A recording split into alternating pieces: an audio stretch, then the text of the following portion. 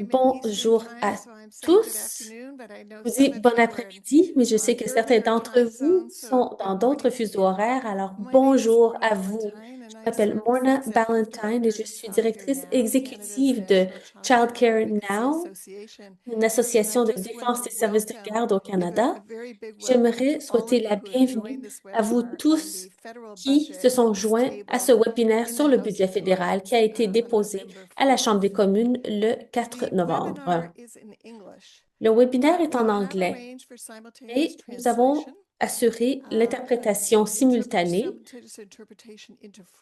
vers le français. Si vous préférez suivre les présentations en français, allez trouver l'icône au bas de votre écran qui indique Interprétation et choisissez Français. Ensuite, vous entendrez la voix de l'interprète et vous pouvez changer entre les deux langues comme vous voulez. On aimerait vous inviter tous à participer au webinaire en utilisant la fonction clavardage. On n'aura pas une fonction de questions et réponses, on va dépendre du clavardage. Alors, n'hésitez pas d'y écrire vos commentaires et vos questions en anglais ou en français. Et après la présentation brève de nos panélistes, vous aurez l'occasion de discuter des questions et des enjeux qui ont été soulevés. J'aimerais commencer par reconnaître que Childcare Now reconnaît et apprécie profondément le fait que notre organisation existe sur le territoire non cédé et contesté des eaux et des terres de l'île.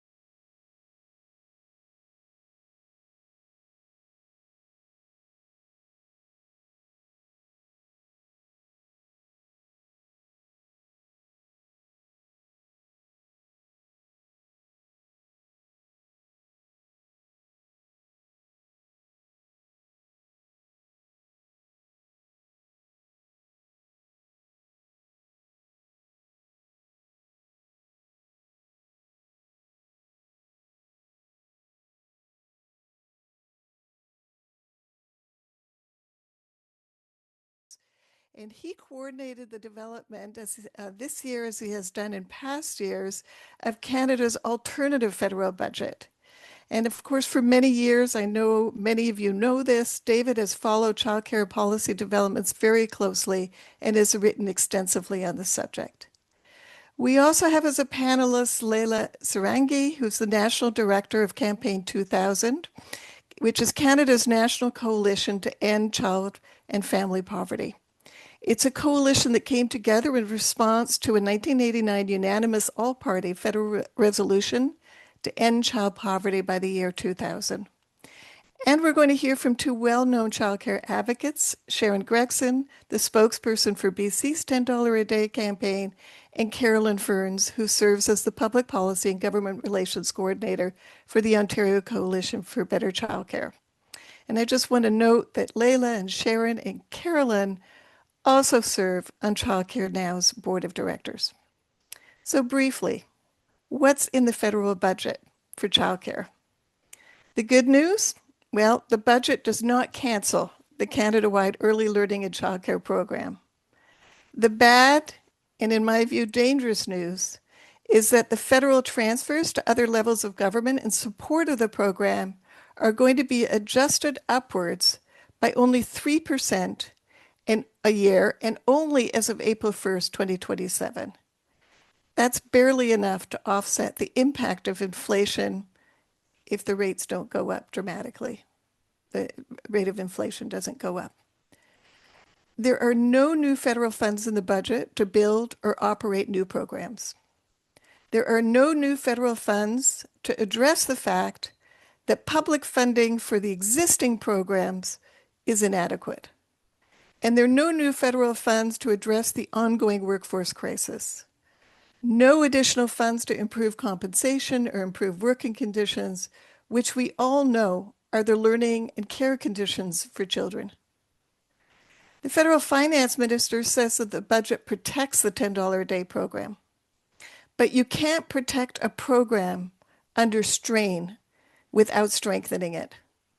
The budget doesn't strengthen, it weakens. It breaks the Liberal government's promise in 2021 that transfer payments for early learning and childcare would increase based on what is needed to continuously improve the program. Everywhere in Canada, the progress made since 2021 with respect to childcare is at risk of being rolled back. The hope we all had of more positive change going forward is diminished. Our hope that governments would fund so that we can raise quality, provide workforce supports, ensure greater inclusion of vulnerable children and families, improve access for low-income earners, build more and better facilities close to where children live. The funding for all of that is just not there. So our hopes on that front have been diminished. The federal budget weakens the hand of the federal negotiators as they seek to renew the policy and financial support of the province and territories for the $10 a day plan. So we know that, and Carolyn's going to address this, that the Ontario government and the federal government agreed to a 1-year extension of the Canada-wide program in lieu of a 5-year extension. And 2 provinces, Saskatchewan and Alberta, are still in negotiations. And of course, negotiations also have to take place with respect to the next 5-year action plans. So by not putting more money in the budget, not having more on the table to offer, the federal government's hands at the bargaining table are much weaker. The failure of the federal budget to invest in childcare lowers Canada's ability to build an independent and a more sustainable economy. It just doesn't make sense to weaken one of the most important bridges that parents, and especially mothers, need to access or stay in the paid labor force, especially in a full-time basis. For advocates, I would say Budget 2025 is also dangerous because without more public funding, Canada can't make access to the $10 a day program more universal. And when governments limit the availability of essential publicly funded programs, they lose popular support. They become contentious, and often they start to fall apart. Also, and I want to make this point, scarcity of public funds for childcare breeds divisions over how scarce funds should be spent. Should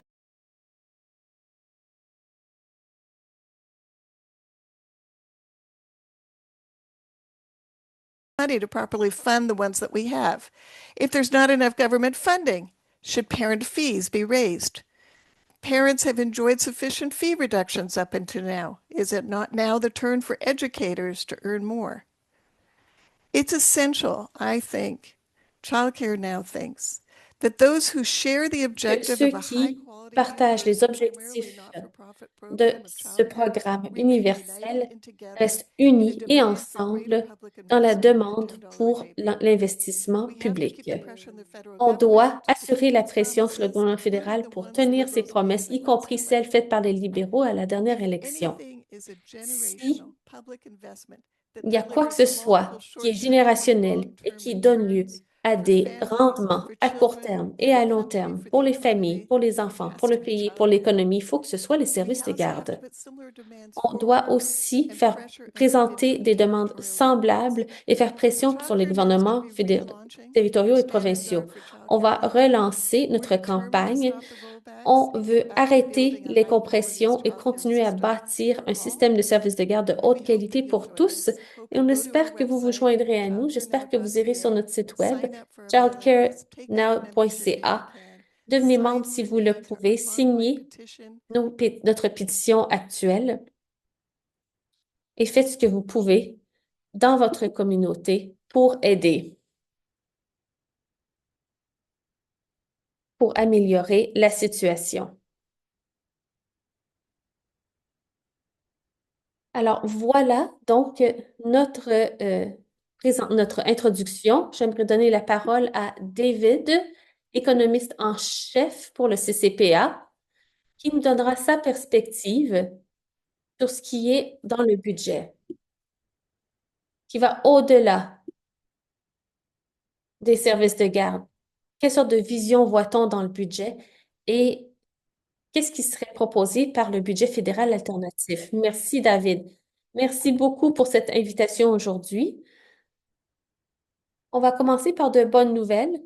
Après cette présentation du budget, qui était plutôt dommage, le budget alternatif a un beau chapitre sur les services de garde et j'aimerais parcourir certains des éléments qu'on a examinés pour ce chapitre. Tout d'abord, il est assez clair qu'on doit financer suffisamment d'accès, pas seulement le nombre de places, mais une certaine couverture. Donc, on propose d'ici 2031 de créer 6,5 espaces, places pour les enfants de moins de 6 ans pour que les parents puissent trouver des places de garde près de là où ils habitent.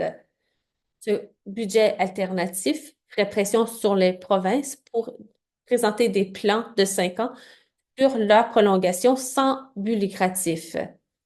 Cette augmentation a été aux 2 tiers à but lucratif et jusqu'à maintenant, c'est une augmentation, une expansion à but lucratif et ça doit s'arrêter. Il faut qu'il y ait de la planification à l'échelle municipale pour pouvoir déterminer comment le secteur sans but lucratif va s'augmenter. On doit améliorer les prestations, entre autres les prestations de retraite. Pour assurer la rétention, on doit augmenter le programme de prêt et en faire un programme de subvention. On doit s'assurer que lorsque de nouveaux édifices sont bâtis, qu'on puisse y inclure des services de garde pour s'assurer que les services de garde soient inclus dans les plans. Et on a plus d'informations là-dessus, mais on estime qu'il est temps maintenant de prévoir une augmentation complète de services avant et après l'école. Comment peut-on s'assurer que cette partie du système des services de garde soit abordable? À ce point-ci, pour la plupart des gens, c'est beaucoup moins cher d'avoir des services de garde à temps plein que des services avant et après l'école. Parce que les services avant et après l'école ne sont pas couverts par le programme AGJE. Morna a raison que les transferts resteront à 3 à une augmentation de 3 il n'y a pas d'autres augmentations pour pouvoir améliorer les taux de couverture. L'objectif était de 6,5 espaces pour 10 enfants et pour la plupart des provinces, l'objectif était de 5,9 places pour 10 enfants. Les grandes provinces ne s'y approchent même pas. L'Ontario, la Colombie-Britannique et l'Alberta ont encore beaucoup de chemin à faire, même si elles respectent leurs engagements en matière du système d'AGJE. Elles sont encore très loin de cet engagement. Le Québec et l'île du Prince-Édouard y sont déjà. Mais sans avoir plus de fonds pour l'augmentation, à l'extérieur du Québec, il y aura de longues listes d'attente, des parents frustrés qui ne sont pas en mesure de trouver ces places à 10 par jour. Dans ces provinces, c'est plutôt 20 par jour. Le fonds d'infrastructure pour la petite enfance qui a été présenté au budget de 2022 a encore 1 an d'existence et 200 millions de dollars seront distribués cette année et l'année prochaine, puis ce ne sera pas prolongé. Les compressions budgétaires pour la plupart des ministères font en sorte qu'ils vont permettre aux programmes qui viennent à échéance de venir à échéance et ne les renouvelleront pas. Et donc, je pense que le fonds d'infrastructure fera partie de ces programmes.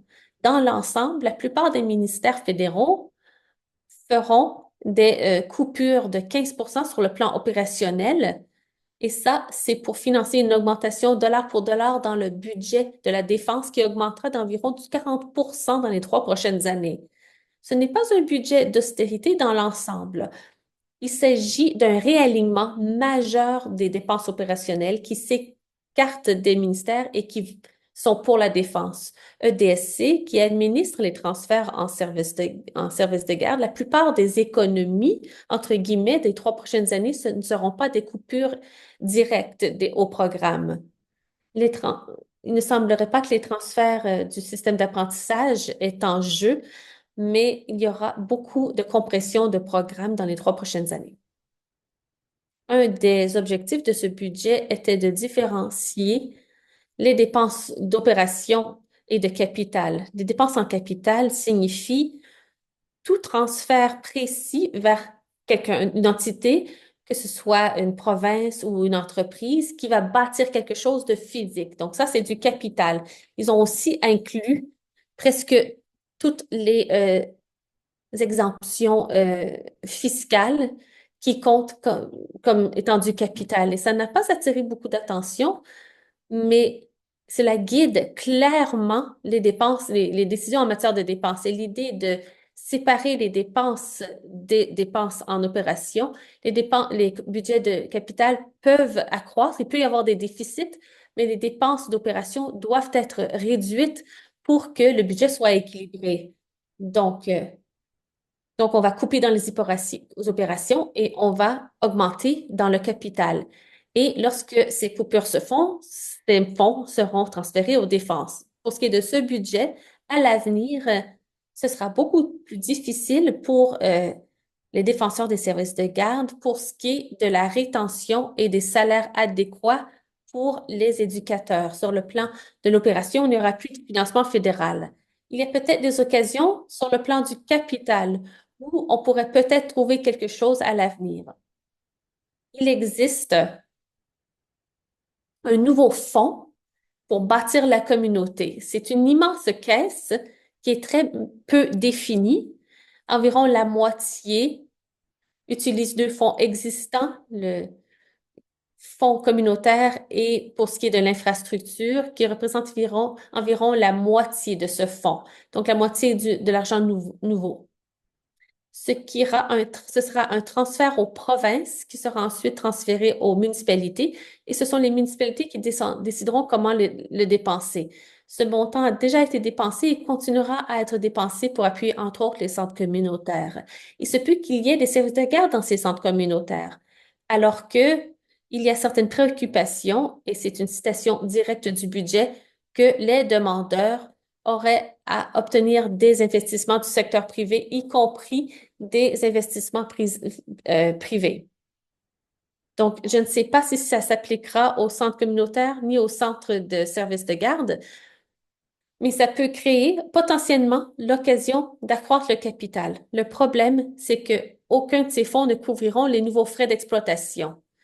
Et le fonds d'infrastructure en matière de santé, qui fait partie de ce fonds communautaire, montre un exemple de cette dichotomie. Vous pouvez utiliser le fonds d'infrastructure de la santé pour bâtir, entre autres, des nouvelles salles d'urgence, mais vous ne pouvez pas l'utiliser pour doter ces salles d'urgence. Dans le cas des salles d'urgence, en général, le problème, ce n'est pas qu'il manque d'espace pour faire le travail. En général, le problème, c'est qu'il y a un manque de personnel pour faire les soins d'urgence. Dans ce cas-ci, vous pouvez bâtir des nouvelles salles d'urgence, vous ne pouvez pas les doter. Il se peut bien donc que ce soit un des dilemmes auxquels nous ferons face en matière de services de garde. Il se peut qu'il y ait une façon d'accéder à certains de ces fonds parce qu'il semble que beaucoup de la responsabilité sera dévolue au niveau municipal et provincial en matière de services de garde. Mais ce qui est difficile, c'est que vous pourrez peut-être bâtir des centres, mais vous ne pourrez pas les doter avec l'argent fédéral. Je vais m'arrêter là. Merci beaucoup, David. On va revenir à certaines des questions que vous avez soulevées, y compris cette division entre les fonds d'exploitation et le fonds en capital. Leila, est-ce que je peux vous demander de donner votre perspective sur le budget? Absolument. Merci beaucoup, Morna. C'est un honneur d'être ici et de vous faire part de ma perspective. Je vais parler de la pauvreté des enfants et des familles. Comme vous l'avez mentionné, je suis directrice nationale de Campagne 2000 qui est une coalition pan-canadienne d'organisations communautaires et sans but lucratif au pays pour mettre fin à la pauvreté des familles et des enfants, en réponse à cette promesse de 1989 de mettre fin à la pauvreté des enfants d'ici 2010, donc 2000 plus tôt. On a dépassé de 25 ans cet objectif. J'aimerais être très claire sur le fait que nous avons manqué une occasion de sortir une génération d'enfants de la pauvreté parce que le gouvernement fédéral n'a pas bien investi. Aujourd'hui, la réduction de la pauvreté est guidée par une cible législative, c'est-à-dire de réduire la pauvreté de moitié d'ici 2030, dans seulement 4 ans. Mais les données montrent que la pauvreté des enfants a doublé depuis 2020. Notre recherche montre que plus d'enfants tombent dans la pauvreté et dans une pauvreté extrême, ce qui veut dire que les familles ont encore moins de revenus pour répondre à leurs besoins de base. Et en même temps, la richesse et les revenus se concentrent en haut de l'échelle. Les inégalités deviennent plus profondes. Ce budget a été déposé lors du jour d'ouverture du deuxième sommet mondial de l'ONU, où des chefs d'État et 14 000 délégués se sont rencontrés à Doha, au Qatar, pour s'engager à l'éradication de la pauvreté et à mettre fin à l'inégalité pour tous. J'y étais parmi la délégation canadienne pour discuter de la façon d'accélérer le progrès. Notre gouvernement a fait le contraire, a parlé de diminution de ces mesures. Demain, c'est la Journée nationale de l'enfant, ce qui souligne la ratification par le Canada de la Convention des droits de l'enfant. Et le 24 novembre, lundi prochain, est l'anniversaire de l'adoption de cette résolution fédérale. Ce ne sont pas des dates symboliques, ce sont les valeurs canadiennes qui devraient diriger nos investissements. La pauvreté infantile est une violation majeure du droit à la qualité de vie, y compris la santé physique, le développement cognitif et l'éducation, leur bien-être socio-économique. Cela les mène sur une voie où ils auront moins d'occasions économiques, des maladies chroniques et de la pauvreté intergénérationnelle. Au Canada, c'est ressenti de façon disproportionnée par les enfants dans les communautés marginalisées. Comme on l'a mentionné, le budget a promis de protéger des programmes sociaux vitaux, entre autres les soins dentaires et les médicaments, mais en fait cherche à protéger le statu quo. On n'améliore pas ces programmes. L'impact sera donc que cette augmentation de la pauvreté et l'augmentation de l'inégalité n'arrêtera pas. C'est ce qui se poursuivra. La prestation canadienne d'enfants, un programme qu'on analyse, peut être un mécanisme puissant pour sortir les enfants de la pauvreté. Et donc, les paiements durant cet exercice financier vont augmenter d'environ 5 et par la suite, ils devraient augmenter d'environ 2 à 2,7 chaque année jusqu'en 2030. Mais ces augmentations inflationnaires ne sont pas assez robustes pour sortir ces enfants qui sont dans la pauvreté profonde. On a aussi le programme national alimentaire pour enfants qui deviendra permanent et c'est bien, les enfants ont droit à une nutrition adéquate. Mais si ce droit était l'objectif, on ne peut pas mettre de côté la recherche qui montre que l'insécurité alimentaire est mieux assurée lorsqu'on réduit les prix des aliments, ce qui ne se trouve pas dans le budget. L'accès à des services de garde de qualité et accessibles peut être un égalisateur pour ceux qui ont un faible revenu. Ça permet aux familles, surtout les mères, d'accéder au marché du travail et peut mener à des avantages à long terme pour les enfants, y compris des résultats en matière de capacité cognitive et en matière de santé. Dans le plan actuel, il y a trop d'enfants qui sont exclus du système national de garde d'enfants. On s'inquiète beaucoup du fait que ce budget va encore une fois ne pas aider une génération d'enfants en ne tenant pas compte de leurs droits. Nous avons présenté 58 recommandations au gouvernement fédéral, mais il y en a certaines que je vais souligner, qui sont probablement les plus importantes. On a présenté une échelle de 0 à 5 $ de frais de garde quotidiens pour que les familles qui ont de faibles revenus n'aient pas à payer de services de garde pour que leurs enfants puissent avoir accès aux services de garde lorsqu'ils en ont besoin. On recommande aussi d'accroître l'accès à la prestation canadienne pour les enfants pour que ce soit plus facile pour ceux qui sont dans des foyers d'accueil, pour qu'ils aient accès à cette prestation et pour retirer le statut d'immigration pour la musique. Avec David et le CCPA, on demande un supplément qui aiderait les familles qui ont de faibles revenus. Et donc, cela réduirait les taux de pauvreté infantile de moitié. Donc, si vous voulez participer, on a un énoncé sur notre site web. Je pense que le lien sera mis dans la boîte de clavardage. On a un énoncé que vous pouvez appuyer. Vous pouvez aussi vous inscrire à notre liste d'envoi et vous pouvez utiliser votre recherche dans le cadre de votre recherche. Je pense que le plus récent bulletin est dans cette boîte de clavardage. La pauvreté infantile n'est pas inévitable. Il s'agit d'un choix. Le Canada a les leviers et les ressources et la capacité de changer cette trajectoire. Cela nécessite des actions courageuses. À nos yeux, il s'agit du projet le plus important pour bâtir la nation et on ne peut pas échouer face à une autre génération d'enfants. Merci beaucoup, Leila.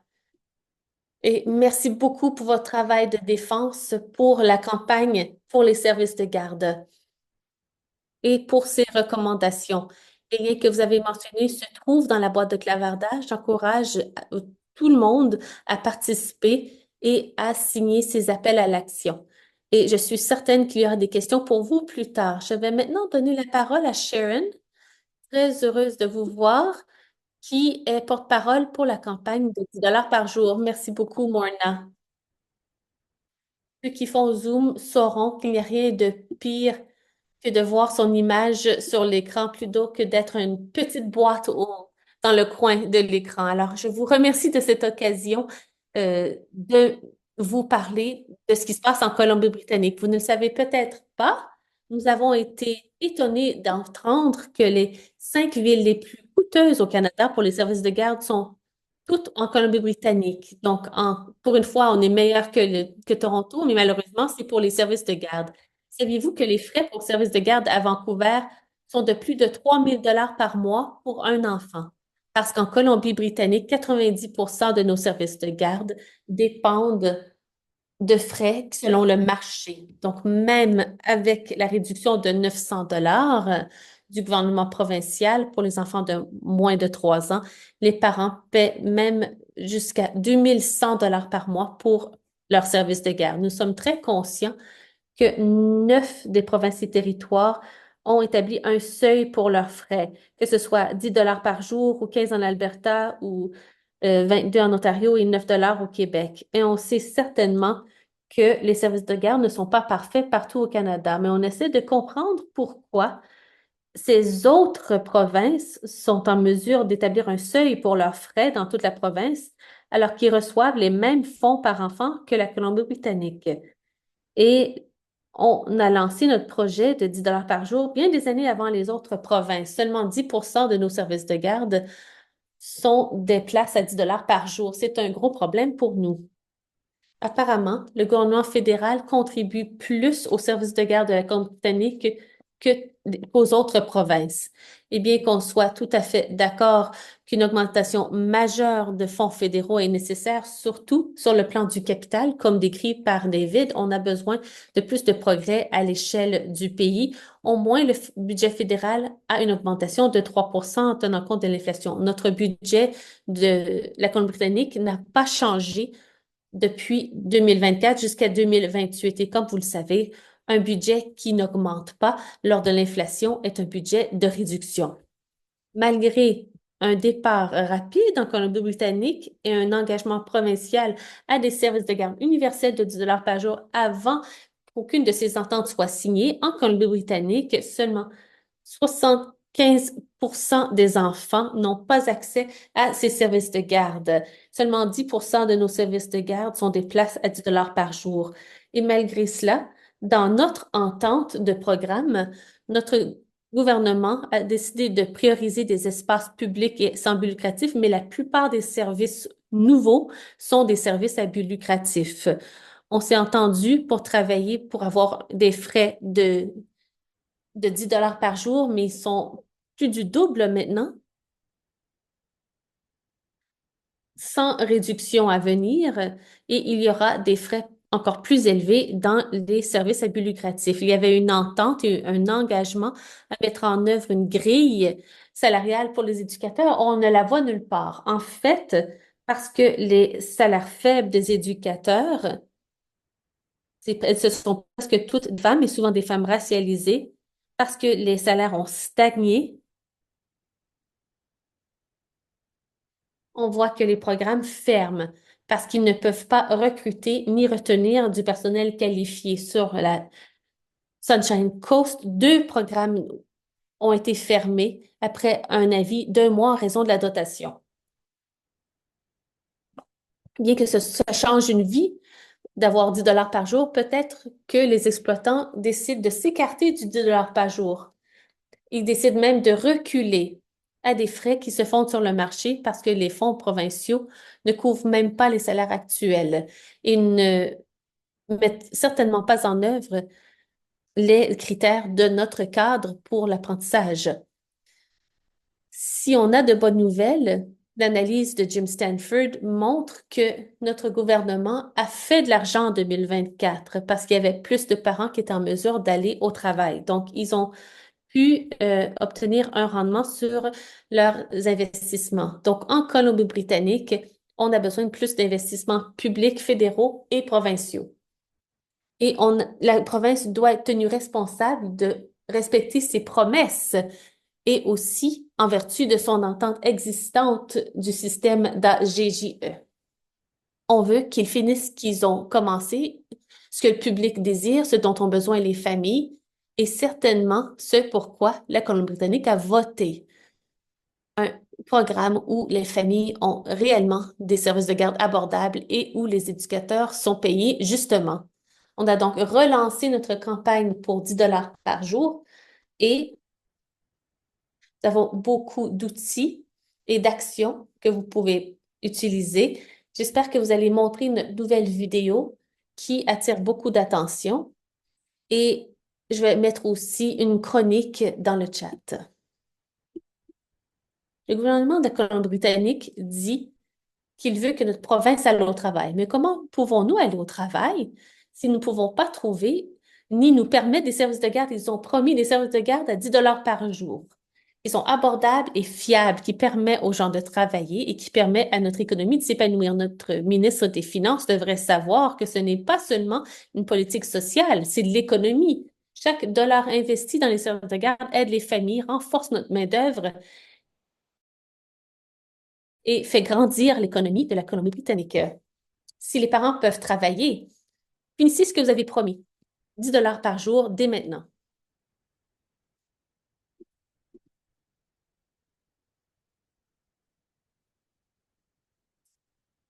Merci, Sharon. On apprécie beaucoup cette vidéo. On l'apprécie énormément. Caroline, si je vous donne maintenant la parole, et Sharon, je suis certaine qu'il y aura des questions sur la Colombie-Britannique et sur l'Ontario, mais Caroline, allez-y. L'interprète regrette, mais le son de Caroline ne permet pas l'interprétation.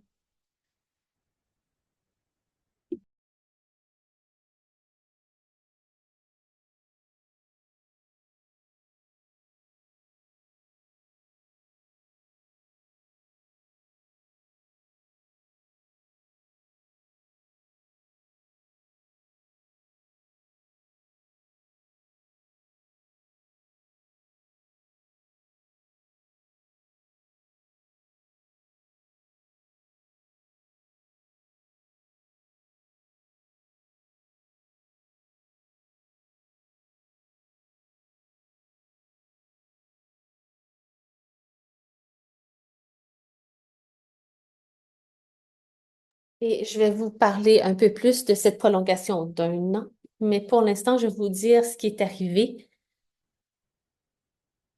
en Ontario. Pour ce qui est de l'abordabilité, l'Ontario, autrefois, avait les frais les plus élevés au pays, comme mentionné par Sharon. Les frais étaient de bien plus de 1 000 $ pour les familles. L'interprète signale qu'elle fera de son mieux, mais le son de Caroline fait que l'interprétation est très difficile. Donc, on a pu réduire les frais chaque année et maintenant, nous en sommes à 22 $ par jour, ce qui est environ une moyenne de 19 $ par jour pour les programmes de services de garde dans le système canadien. Pour ce qui est de la main-d'œuvre, il s'agit d'un domaine où l'Ontario n'a pas fait de progrès majeur. Nous avons, oui, euh, un, une base salariale, mais nous n'avons pas de grille comme dans les autres provinces ou territoires, ni de régime de retraite en place. Par conséquent, le rapport du vérificateur général de l'Ontario a indiqué que l'Ontario manquait 10 000 éducateurs d'enfance pour répondre à leurs objectifs. Donc, comme Sharon disait en Colombie-Britannique, ici en Ontario, nous avons beaucoup de programmes de services de garde qui ne sont pas à capacité, pas parce qu'ils n'ont pas assez de place, mais parce qu'ils n'ont pas la main-d'œuvre. Parce qu'en tant que province, nous n'avons pas assez de salaire pour nos éducateurs. Donc, on recule par rapport à nos propres objectifs. Pour ce qui est de la- l'expansion, l'Ontario tarde par rapport à cet objectif aussi.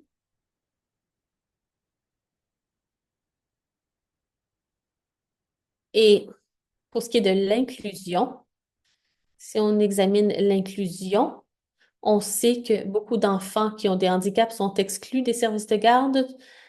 Nos programmes de ressources pour les enfants à besoins spéciaux ne sont pas suffisamment financés, ce qui veut dire qu'il y a encore beaucoup trop d'exclusion. Si on examine l'inclusion et l'équité pour les familles à faible revenu, l'Ontario dépend toujours d'un système de subvention pour subventionner les services de garde. Donc, ces familles doivent tout de même répondre à différents critères. Il existe des obstacles pour avoir accès aux services de garde. C'est encore donc un système à deux vitesses très inéquitable pour ce qui est de l'équité et de l'inclusion. Pour ce qui est de la prolongation d'un an, on avait commencé un décompte si l'Ontario n'en venait pas à une entente d'ici le mois de mars.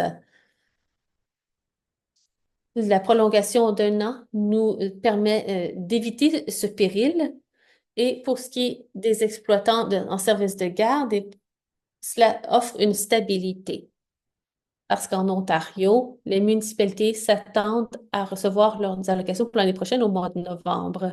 Et nous allions passer à côté de cette date limite. Ça va donc assurer la stabilité pour ces programmes. Mais on a vu avec cette prolongation d'un an qu'à la fois les gouvernements fédéraux et provinciaux étaient à l'aise de briser leurs promesses d'abordabilité envers les familles. Au mois de mars, nos frais étaient censés diminuer un maximum de 12 $ pour continuer à essayer d'atteindre 10 $ par jour. On n'atteindra pas cette cible. Donc, ce qu'on doit voir dans l'année à venir, parce qu'il est temps donc qu'on parle au gouvernement et il est temps au gouvernement de revenir à la table. Ils doivent négocier une entente plus longue qui répond à leur cible d'abordabilité pour ensuite faire en sorte qu'il y ait accès pour plus de familles. Parce qu'en ce moment, le programme ne n'aide qu'un petit pourcentage de familles et ça ne nous permettra pas donc d'atteindre notre objectif d'universalité. Notre gouvernement doit revenir à la table et on va faire pression pour qu'il le fasse. À notre coalition, nous n'avons pas une nouvelle vidéo, mais nous avons un nouveau réseau de parents que nous soutenons pour présenter une voix authentique des parents en Ontario. Je pense que Rachel pourra vous donner ce lien où des familles ontariennes peuvent se joindre si vous voulez que le système de 10 dollars par jour, ils veulent atteindre cet objectif et ils veulent que le système soit accru et amélioré. Et si vous voulez en savoir plus sur notre vision dans cette communauté pour les services de garde, vous pouvez lire notre feuille de route qui se trouve sur notre site web également. Il y aura un lien aussi dans la boîte de clavardage. Heureuse d'entendre vos questions et de parler comment on pourra collaborer pour s'assurer que ces gouvernements soient tenus responsables et qu'on puisse donc travailler sur le système pour avoir des frais abordables pour chaque famille. Merci à tous. Merci beaucoup, Carolyn. Il y a quelques questions et commentaires dans la boîte de clavardage. Je vous encourage, si vous avez des questions, de les mettre dans la boîte de clavardage. David, il y a des questions sur les dispositions dans le budget fédéral de 2025 à l'égard des investissements en infrastructure, surtout en matière de capital dans les infrastructures communautaires. Vous avez dit que les paramètres pour ces programmes n'ont pas encore été définis, qu'il y a peut-être des ouvertures. Donc, que ces programmes puissent être utilisés pour avoir accès aux fonds en capital ou au moins inclure l'augmentation en capital pour les services de garde dans le cadre de l'infrastructure communautaire. J'imagine que la même chose s'appliquerait pour ce qui est du logement. Un engagement se poursuit sur le plan fédéral pour ce qui est d'accroître le logement. Mais je pense que le soutien n'est pas aussi fort qu'on l'aurait souhaité. Mais il s'agit d'une autre occasion de veiller à ce que les services de garde soient inclus dans les infrastructures publiques, y compris dans les hôpitaux et les logements et les bâtiments communautaires. Que seraient vos conseils pour ce qui est de faire en sorte que ce type d'inclusion se fasse dans l'infrastructure? J'aimerais souligner que le budget de 2024, parce que c'est en lien avec votre commentaire, à moins que les programmes soient renouvelés dans le budget, les programmes existants qui ont des dates de fin pourraient simplement prendre fin, surtout si ce sont des dépenses sociales, parce que les dépenses sociales, apparemment, seront beaucoup plus restreintes que les dépenses en capital. En 2024, il existait un programme d'infrastructure en capital qui avait été annoncé, un programme par la Société canadienne d'hypothèque et de logement, environ 2 milliards de dollars en prêts pour obtenir des prêts pour des fournisseurs sans but lucratif qui seraient disponibles, aussi une portion de subvention mise de côté en guise de soutien. Ça ne se trouve pas dans le budget, ça n'a pas été prolongé par ce budget de 2025, mais le fait que ça ne soit pas dans le budget n'élimine pas le programme, si j'ai bien compris. Donc, peut-être que vous pourriez préciser, clarifier le tout. C'est encore une question. Est-ce qu'on va voir ce programme de prêt d'1 million de dollars parce que ça a été annoncé en 2024 et ce n'est pas encore concret? Est-ce que vous pouvez me dire si quelque chose ne se trouve pas dans le budget, est-ce que ça veut dire que ça n'existe plus, même si ça avait été annoncé précédemment? Et comment peut-on assurer et influencer la façon dont les investissements dans l'infrastructure communautaire peuvent être utilisés pour accroître les services de garde? Ça ne règle pas le problème sur le plan des opérations, ça ne donne pas d'argent pour la dotation ni pour les conditions de travail, mais qu'en est-il du capital? Qu'en pensez-vous? Comme Sharon a dit, voilà le problème avec les services de garde. Souvent, ce n'est pas une question de capital. c'est peut-être plus important pour les salles d'urgence où le capital est tout simplement inutile, mais je suis certain que le secteur pourrait utiliser du capital. Il y aura donc de la construction, surtout des logements abordables, bâtis maintenant par le gouvernement fédéral. On s'attend à ce que ce soit à petite échelle, plutôt des projets pilotes. Cela ne veut pas dire qu'on ne peut pas faire la défense de services de garde dans ces logements. Il y aura beaucoup de nouvelles dépenses en matière de défense, peut-être de nouveaux tribunaux, de nouvelles bases. Je ne sais pas à quel point on peut incorporer les services de garde dans ces bâtiments, mais je pense que sur le plan fédéral, on doit penser au capital et pas aux frais d'exploitation. Et pour les frais d'exploitation, on doit se tourner vers les provinces parce que le fédéral ne va pas changer sa formule de dépenses. Ce nouveau fonds n'est pas défini. Il y a d'autres fonds qui ont été annulés et ça semble être une très mauvaise idée. Donc, encore une fois, peut-être qu'il y a une certaine dévolution de prise de décision et maintenant, peut-être que ce seront les municipalités qui prendront ces décisions. Peut-être que ce serait plutôt d'en parler avec votre conseil municipal pour qu'un service de garde fasse partie d'un nouveau centre communautaire, par exemple. Pour ce qui est des programmes qui auraient pu être présentés dans les années précédentes, mais qui n'ont pas été réitérés dans ce budget, cela ne veut pas dire qu'ils ont été annulés. La préoccupation, toutefois, est qu'on ne connaît pas tout à fait à quel point il y a eu des économies pour chacun des ministères, entre autres EDSC. Ce sera surtout par l'annulation de programmes. Est-ce un de ces programmes sera lié au service de garde? C'est possible. La SCHL devra aussi montrer des compressions de 15 dans ses dépenses d'exploitation. Est-ce que cela veut dire que le programme de prêt sera coupé? On ne le sait pas encore. Donc, on n'est pas certain. Voilà un des dangers. On en saura probablement plus au printemps lorsqu'on recevra plus de détails sur les plans ministériaux, sur la façon dont ces ministères feront ces coupures. Donc, quels programmes seront coupés? On le sait pour certains d'entre eux, mais pour la plupart, on ne le sait pas, c'est trop général.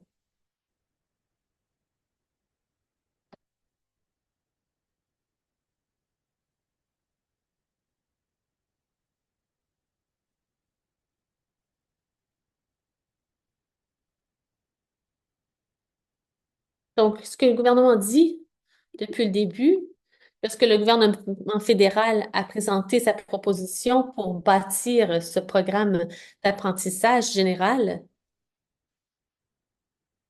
l'interprète signale que le son de Morna, qu'il y a quelqu'un qui parle derrière elle.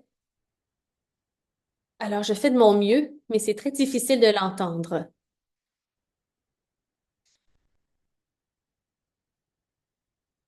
Donc, ils investissaient déjà beaucoup d'argent parce qu'ils finançaient des journées complètes pour les enfants à 4 ans et 5 ans. Donc, ils devraient recevoir des ententes spéciales de financement.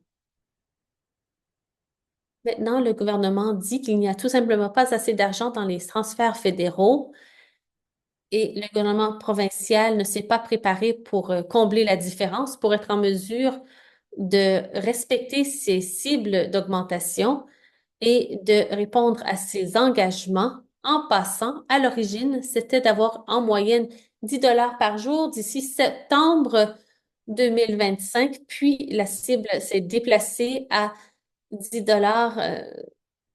en 2026 et maintenant, cette promesse n'existe plus. Vous dites qu'à moins qu'il y ait plus d'argent. Il s'agit d'une question sur le plan politique et stratégique. Pensez-vous que les défenseurs devraient utiliser la demande pour plus d'argent pour faire pression sur le gouvernement fédéral? Et si c'est le cas, est-ce que les provinces n'ont donc plus cette responsabilité? C'est une bonne question, Morna. Aux provinces, je ne veux jamais que les provinces ne soient plus responsables. Il s'agit d'une responsabilité provinciale et c'est le cas depuis des années. Comme Sharon disait, en Colombie-Britannique, notre gouvernement a un budget qui n'a pas augmenté pendant des années. Ils n'investissent pas davantage dans les services de garde. Pour ce qui est de l'écart en matière de financement, Le gouvernement fédéral et provincial ont dit n'a pas assez d'argent en ce moment pour pouvoir répondre à toutes les cibles qui ont été établies dans ce plan d'action d'origine. La prolongation d'un an représente 650 millions de dollars de plus du gouvernement fédéral pour qu'on puisse assurer cette réduction. Mais ce que les deux gouvernements n'ont pas reconnu, c'est à quel point, comme vous l'avez dit au début, c'est à quel point les services de garde, les programmes de services de garde sont vraiment lucratifs. Ce n'est pas n'importe quoi qu'on dit. On parle de 40 000 emplois qu'on a pu créer en services de garde, comme on l'a vu dans le rapport de Jim Stanford l'année dernière. Il s'agit d'une plus grande participation à la main-d'œuvre par les femmes. Et ces choses se produisent et on les observe déjà.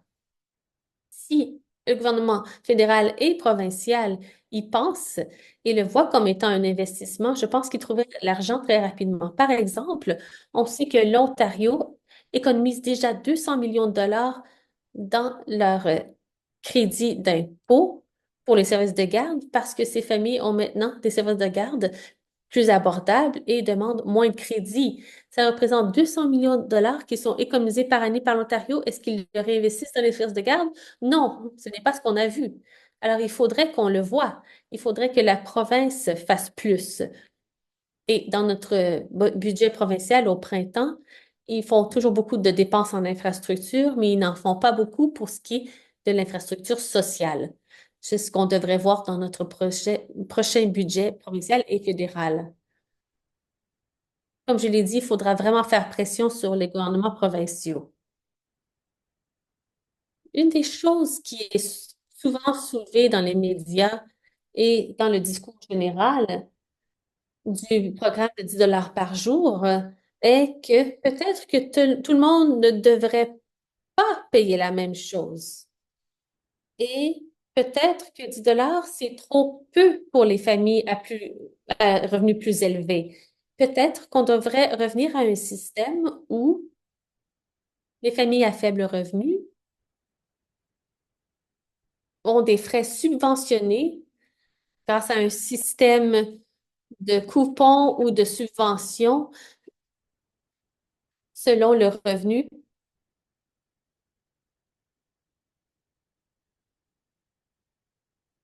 En tant qu'expert en matière de politique pour ce qui est des stratégies de réduction de la pauvreté, quelle est la position de Campagne 2000 sur la question des frais pour les parents? Vous avez parlé d'un maximum de 10 dollars, vous avez parlé d'une échelle mobile pour les familles à faible revenu. Est-ce que vous continuez à soutenir l'objectif d'un maximum de 10 dollars par jour et seriez-vous en faveur de résister à des tentatives d'augmenter les frais pour les parents et d'accepter un autre système pour aider les familles à faible revenu? C'est une excellente question, Morna. Nous sommes en faveur d'une vision où les communautés se bâtissent sur des services publics universels auxquels tout le monde a accès.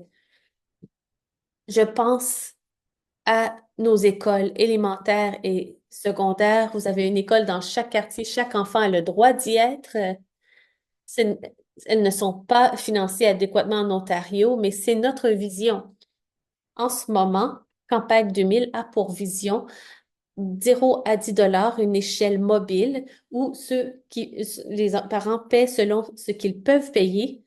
Et la vision ultime, c'est que ça fasse partie de cette notion de service public fort.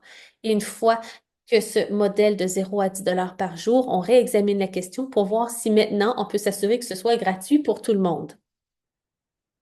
Caroline, lors de ses remarques d'ouverture, a parlé des obstacles au programme de subvention des frais. Ce sont de vrais obstacles et en plus difficiles pour les femmes qui quittent une relation abusive, qui sont dans la pauvreté, qui ont plusieurs enfants et qui ont une situation très précaire et qui ont beaucoup de difficultés à gérer ces systèmes. Donc, on ne voudrait certainement pas un système à deux vitesses. J'ai parlé de la concentration de la richesse. Nous avons d'autres mécanismes qui permettent de redistribuer la richesse. Donc, plutôt que de penser d'augmenter les frais de service de garde pour ceux qui peuvent se permettre de payer plus, Campagne des 2000 préférerait qu'il y ait des impôts sur la richesse pour les plus riches. Et ce revenu pourrait être redirigé dans les programmes sociaux et d'arrêter des échappatoires fixaux pour ceux qui sont au haut de l'échelle, accroître les impôts sur les sociétés. Voilà la vision de Campagne 2000. Nous avons 58 recommandations à cet effet, dont certaines qui portent sur la redistribution de la richesse. Et nous avons eu 40 ans de politique néolibérale fondée sur les marchés lorsqu'il s'agit de subventions pour les frais et de crédits pour les familles. C'est une notion fausse de choix qui dit aux parents, allez trouver des services de garde qui fonctionnent pour vous, mais le marché nous a montré sans cesse qu'en matière de services de garde, en matière de soins de santé et de logement, le marché ne répondra pas à nos besoins parce que c'est fondé sur les profits. On n'est donc pas d'accord avec ce type de système.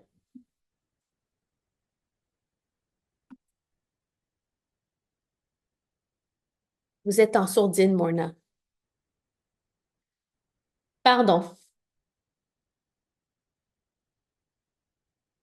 Sharon, il nous reste 2 minutes et j'aimerais vous donner l'occasion de prendre la parole. Mais avant, j'aimerais souligner la décision terrible du gouvernement albertain d'éliminer le système de subvention et de mettre en place un frais fixe de 15 dollars et d'éliminer tout soutien. Donc, ils ont rejeté l'échelle mobile pour que les familles à faible revenu paient beaucoup plus maintenant en raison du frais fixe de 15 dollars par jour. C'est une terrible politique publique. C'est inéquitable et c'est une mauvaise politique économique. Et Sharon, justement, je voulais parler de politique économique. On sait qu'il y a beaucoup d'arguments pour des investissements publics forts dans un système de qualité de service à l'enfance. Jim Stanford, justement, a démontré les rendements. Vous avez montré, je ne sais pas s'il soutient la question de parler de profit, mais le gouvernement reçoit beaucoup plus de rendements sous différentes formes que de dépenses. À quel point est-ce que ces arguments sont forts? Et bien qu'on sache que les services de garde sont la réponse à tous les problèmes et que c'est tellement important pour l'équité sociale et l'équité entre les genres et pour ce qui est des familles, est-ce que les arguments économiques sont persuasifs? Est-ce qu'on devrait continuer à les faire? Je crois qu'on doit se concentrer sur deux choses. Il n'y a aucun doute que notre gouvernement n'écoutera seulement un argument économique. Ils ne vont pas penser à ce qui est bon pour les enfants ou pour l'abordabilité pour les familles. C'est plutôt l'argument économique qu'ils entendront. Et c'est pour cette raison que le travail de M. Stanford était si important pour nous. L'argument économique seul n'est pas suffisant. On doit tout de même faire appel aux esprits et au cœur des gens avec des histoires personnelles. Par exemple, l'avantage lorsque les familles, surtout des femmes, des mères, ont accès à des services de 10 dollars par jour et les répercussions lorsqu'ils n'ont pas accès. Donc, ces histoires sont essentielles à la campagne qui vraiment dirige avec les concepts économiques et les soutiens sur le plan social. Et on doit continuer à faire cela pour continuer à faire avancer les choses. Merci beaucoup, Sharon. Beaucoup de sagesse qui provient d'une campagne très puissante sur les services de garde. C'est difficile de voir la Colombie-Britannique en dernière place après tous ces efforts déployés, mais tout le pays vous appuie pour s'assurer que le gouvernement de la Colombie-Britannique fasse ce qu'il faut. Il y avait un commentaire dans la boîte de clavardage disant que votre vidéo est excellente. On pourrait remplacer la Colombie-Britannique par bien d'autres provinces. Et on pourrait même dire remplacer le Canada par la Colombie-Britannique. Comme je l'ai dit au départ, lorsqu'il y a une rareté de fonds publics, cela peut créer des divisions. Je pense qu'on est un mouvement uni. On va travailler ensemble pour des investissements meilleurs publics pour que le système soit de haute qualité et qu'il soit bon pour les éducateurs, bon pour le personnel, bon pour les parents et bon pour les enfants. Et bien sûr, avantageux pour tout le monde grâce à des rendements économiques forts. Donc, merci à tous pour votre participation. Merci aux panélistes et nous allons distribuer l'enregistrement en anglais et en français aux participants et nous allons aussi l'afficher. Nous allons continuer, ne nous décourageons pas. Il y aura une mise à jour au printemps. On veut s'assurer que les services de garde en fassent partie. Merci beaucoup.